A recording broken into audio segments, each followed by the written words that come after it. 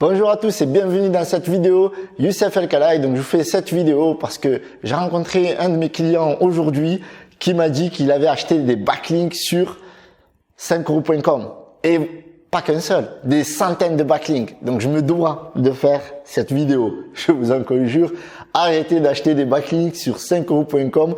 Pour la majorité d'entre eux, c'est vraiment une grosse arnaque. Et je vais vous expliquer tout ça dans cette vidéo et je vais vous donner aussi des tips pour ne pas faire des erreurs et mieux référencer votre boutique. Donc déjà, l'une des premières erreurs que font les e-commerçants de manière générale lorsqu'ils lancent leur boutique, c'est qu'ils ne pensent pas SEO. Donc il faut penser SEO, Search Engine Optimization, c'est le référencement naturel pour avoir des positions sur Google, pour avoir du trafic gratuit sur le long terme. D'accord? On dit gratuit, mais rien n'est gratuit parce que de toute façon, il y a toujours du travail à optimiser sur le référencement naturel, que ce soit la création des fiches produits, la rédaction des annuaires et des communiqués de presse et tout ce qui est rédaction off-site, c'est-à-dire du référencement naturel pour obtenir des backlinks et tout ce qui est comme travail d'analyse, d'observation, de la concurrence, benchmarking, etc. Ou si vous faites appel à une agence, etc. Donc, en tout cas, le référencement naturel, c'est quelque chose qu'il ne faut pas prendre à la légère. Il faut prendre en amont de la création de la boutique. Donc, lorsque vous choisissez votre nom de domaine, il faut penser SEO.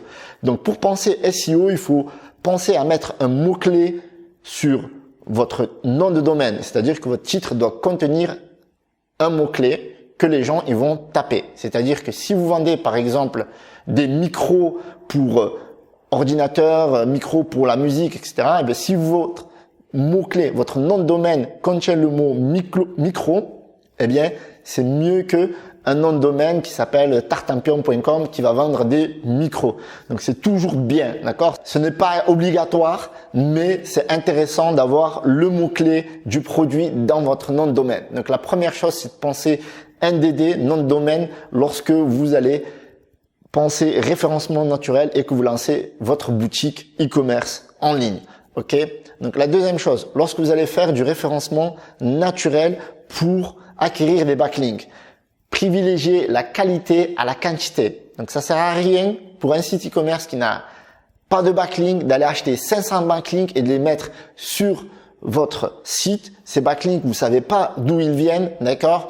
Et rares sont les personnes qui vont vous donner la liste des backlinks qu'ils ont mis en place. La plupart, ils ont utilisé des logiciels pour faire vous comprenez très bien que faire 500 backlinks en une journée ou en 48 heures ou en une semaine, il faut être vraiment une machine, il faut pas être un humain. Et donc ça, Google arrive à le détecter. Dites-vous que vous êtes en train de travailler sur la machine learning la plus puissante au monde, avec de nombreux robots qui vont crawler votre site et qui vont crawler tous les backlinks que vous allez faire. La plupart des liens que vous risquez d'acheter sur 5euros.com ou sur d'autres sites qui vont vous vendre des liens en masse, c'est vrai que pour 5 euros, vous pouvez avoir 1500 backlinks. Ça peut paraître alléchant, vous qui avez la flemme peut-être de faire 1500 rédactions, mais il vaut mieux privilégier la qualité à la quantité. Donc faites un référencement progressif plutôt qu'un référencement abusif. Donc troisième erreur que font la majorité des e-commerçants lorsqu'ils créent leur boutique, c'est que les fiches produits ne sont pas optimisées référencement naturel. Donc sur une fiche produit, vous avez deux éléments à travailler énormément. Le premier élément, c'est la balise title. Donc sur Shopify, vous avez votre fiche produit et tout en bas, vous avez la possibilité de modifier le titre, d'accord? Le titre de votre produit peut être différent de votre balise title, c'est-à-dire que votre titre serait micro pour la chanson et votre balise title serait microphone pour la musique et la chanson pour les débutants, par exemple. Donc ça peut être un titre branding pour votre fiche produit et ça peut être un titre optimisé SEO. Lorsque les internautes vont taper ça sur Google, ils vont pouvoir visiter votre boutique et le robot pareil. Et du coup, cette balise title doit contenir les mots-clés que les internautes tapent pour retrouver votre boutique. La deuxième chose que j'ai dit, c'est la description. Donc la description doit contenir un certain nombre de mots. Ok, donc une description de 50 mots n'est pas suffisante. Donc il faut essayer de faire des descriptions les plus longues possibles. Plus votre description va être longue et contenir l'ensemble des mots-clés qui tournent autour du champ lexical de votre produit, plus vous allez avoir des chances d'être référencé sur Google. Ok?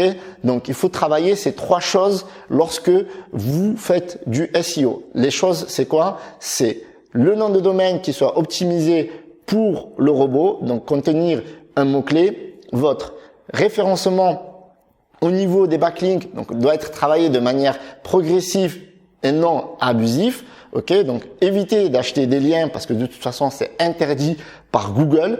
La 3e chose, c'est de penser SEO lorsque vous faites vos fiches produits pour que votre produit soit le plus référencé sur Google. Donc, il doit contenir les mots-clés dans la balise title, mais pas de manière abusive. C'est-à-dire que certains, ils vont essayer de mettre 200 mots-clés dans une balise title. Non, une balise title, ça doit contenir à peu près 70 caractères. Donc, dans les 70 caractères, vous devez mettre l'ensemble des mots-clés et que ce soit cohérent pour l'humain et pour le robot. La description doit contenir suffisamment de mots-clés pour être assez qualitative pour les robots et pour Google. Donc voilà mes 3 conseils et aussi les 3 erreurs à éviter lorsque vous faites le référencement de votre boutique. Même si vous êtes débutant, que vous faites ce travail qui est assez léger, on va dire, pour un débutant, mais c'est très bien pour les robots. Et puis après, on verra d'autres vidéos qui vont vous aider à mieux référencer votre boutique. Donc si vous avez apprécié cette vidéo qui n'était pas du tout facile à faire, parce que même si je suis du métier de référenceur au départ, maintenant je suis plus Facebook Ads. Donc si vous avez aimé, mettez un énorme pouce bleu, abonnez-vous, c'était Youssef, je vous souhaite de bonnes ventes, ciao ciao.